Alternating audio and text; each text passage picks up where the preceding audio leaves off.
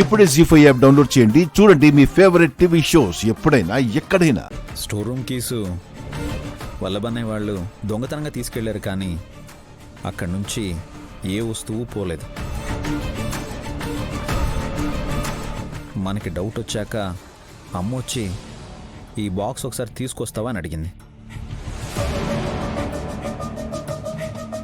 తిరిగి ఎందుకు క్వశ్చన్ చేయలేదు బ్రో? విక్రాంత్, అమ్మ కేసు క్లోజ్ అయిపోయాక మళ్ళీ ఈ చీరను బయటికి తీస్తే ప్రాబ్లం వస్తుందని తెలుసు. ఎవరికి ప్రాబ్లం వస్తుంది? మా అమ్మని హత్య చేసిన వాళ్ళకి. ఎవరు హత్య చేశారనుకుంటున్నారు? అనుమానం ఉంటే ఎప్పుడో కంప్లైంట్ ఇచ్చేవాడిని కదా నాయని. బ్రో, మీకెంత తెలుసో వదనకు కూడా అంతే తెలుసు అనుకుంటున్నాను.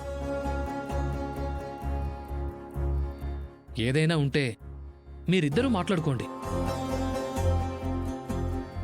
లేదు అంటే ఒకరికొకరు తెలియకుండా అనుకున్నది సాధించడానికి ముందుకు వెళ్ళినప్పుడు అనుకోని పరిణామాలు జరగొచ్చు.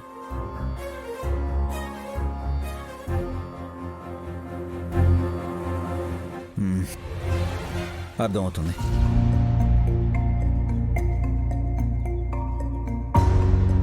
అత్తయ్య, అమ్మగారి చీరను చేతుల్లోకి తీసుకుని గాయత్రి పాప మెళ్ళో ఎందుకు వెయ్యాలనుకుందో అర్థం కావడం లేదు. ఆ అమ్మ పేరు ఉంది కదా అని. బ్రో, పెద్దమ్మ పేరున్న పాపని ఎన్ని రోజులు ఎగతాళి చేసేవాళ్ళు.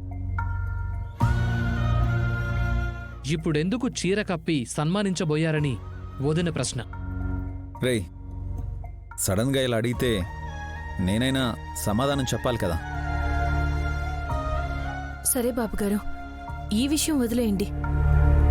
హాసినక్కెందుకు అమ్మవారు పూన్నట్టు ఊగిపోయింది?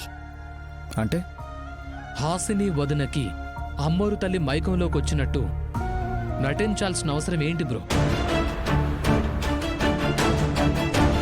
నటించేలా ఉంటే చేతులతో అమ్మ గొంతుని ఎందుకు బిగిస్తుంది? నటించకపోతే అత్తయ్య ప్రాణాల్ని అమ్మవారే ఎందుకు తీస్తారు? అవునా బాబుగారు? ఆఫ్కోర్స్.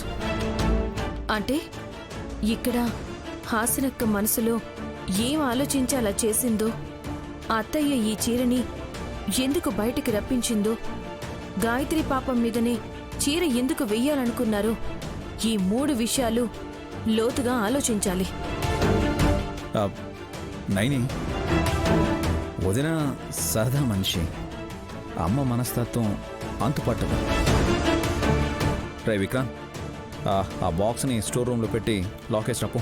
వెళ్ళు. వదిన, వాళ్ళు వీళ్ళు కాదు గాని బ్రోనే చాలా విషయాలు మనతో చెప్పాలనుకుంటా. చీరివ్వండి.